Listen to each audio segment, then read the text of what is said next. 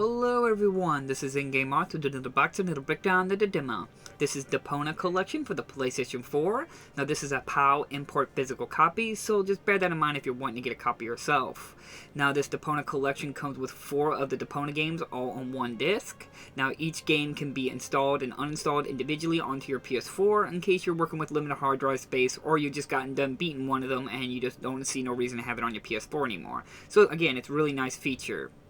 Now, the 4 Deponia games on this disc is Deponia, which is the first release, Chaos on Deponia, which is the sequel, the Goodbye Deponia, which is the third one, and Deponia Doomsday, which is the fourth one. From now on, I'm just going to call them by the numbers, so I don't have to say the whole name.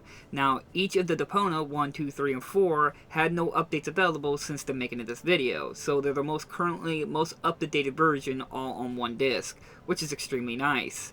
Now, Deponia, the first one, and Deponia Doomsday versions are 1.00, but Chaos on Deponia, the second one, and Goodbye Deponia, the third one, come with the update version 1.01 on disc. So at least they're fully up-to-date versions, and even if they had an update, they already put it on the disc as well. So again, it's extremely nice. This is a nice collection if you all want it on one disc and the most updated version. Okay, now I also want to add, there is a PAL versions for each individual game physically. So there's a physical copy for the first one, a physical copy for the second one, third one, and a fourth one, and so on. Now, whether these individual copies of the games come with the updates and so forth on the disc and everything, like this collection, I do not know. I do not have those copies. I only have the collection. It's just really more depending on you as your collector of Deponia, if you want each individual game on your shelf or all on one disc and one little neat case box on your shelf. I prefer it like that because it saves me space on my collection. Now on to Deponia. Now Deponia is mostly a point-and-click adventure game. If you do not know what those are, it's mostly, there's not a lot of mechanics or anything in the game. You just kind of like walk around the environment and you click and point and stuff like that on environments of the items. And usually it's like use a specific item in a specific area and so forth, try to solve puzzles, and so on and so forth. Now, Deponia does have a few little mini-games here and there to break it up a little bit.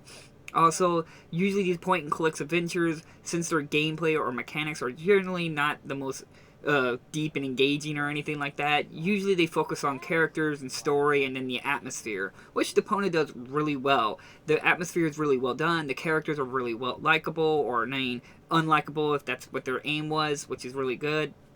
And just the overall aesthetics of the game is really well done.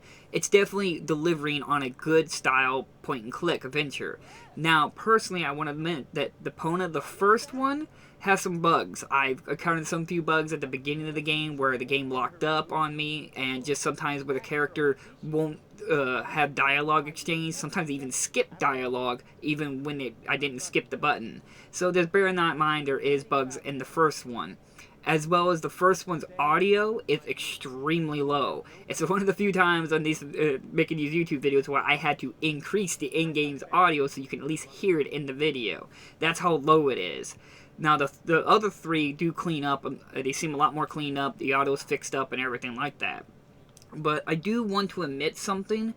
I couldn't really get into Deponia. I'm not the biggest in terms of point-and-click adventure games. It's not necessarily I think they're bad or boring or anything like that. It's just most of the time these games involve with very obscure, very off-the-wall puzzle solving or trying to combine certain items and you just don't get it. It's very confusing.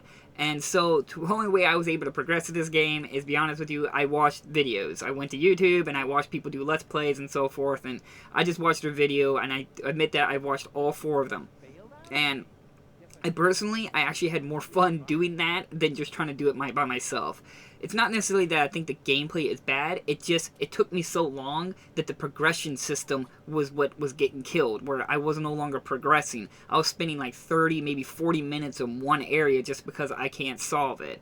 So it really depends on you as an individual, what you're into in terms of your point-and-click games, or if you're into these kind of games where they're very obscure and you have to really know your logic and their logic sometimes as well, because sometimes it's like that made no sense whatsoever, but that's just how the only way you can solve it. So if you are familiar with point-and-click games, this is nothing new, so you're already familiar yourself with it. Now, again, I'm not trying to be mean on the game, I'm just trying to say that it's not for me. I actually personally really enjoyed the characters, the story, and so forth, and I will be admit, I actually had more fun watching a YouTube video, doing like a story mode or whatever through a YouTube video, than actually playing the game itself. But as I said, I did enjoy going back into the game when I already knew the puzzle, because I was able to breeze through it really quickly. So it might be more fun on a second time through than the first time through. But again, that's just me. But the game I'm still proud to have on my shelf. I think it's a neat little collective thing on your shelf, and it's not a very well-known physical copy for especially on PS4. But the game is highly praised on Steam and so forth, and its mechanics and just story characters. So that's the best way to go into it. If you're gonna play it, and you don't want to involve yourself with the point and click adventure and so forth, and mechanics and so forth, and sometimes it's clunkiness, then just watch a YouTube video. But I do recommend at least supporting the game. Go buy the game and so forth to help support the developers and so forth, because they still did a good job with it. But as I said, the first one is very clunky. When you get to the other ones, they seem like they took a lot of feedback and knowledge that there was a lot of cumbersome with the first one, and they made it a lot more polished for the second, third, and fourth. At least they did that. So, is it my recommended? It really depends on you as a collector and how much you're going to go out of your way to get a copy. I'm happy to have it on my shelf. I think it's a neat little game to have on my shelf, and I'm glad I was able, from the game, go watch a YouTube video and enjoy its story and characters and so forth. So, like always, I will leave links down in the description if you're Instacopy. Again, it's entirely up to you. What you see is what you get, and it's a nice collection if you want everything on one disc with all the updates and so forth. So, thank you all for watching, and I'll see you guys in the next unboxing video. Bye-bye! What's going on here? Did someone refill the peanut jar? A girl fell from the sky. They say she's a real beauty. The mayor's about to decide who's going to give her shelter. Who will what? Give her shelter? Low-Tech thinks the girl should be, integrated into our community. And someone has to nurse her back to health.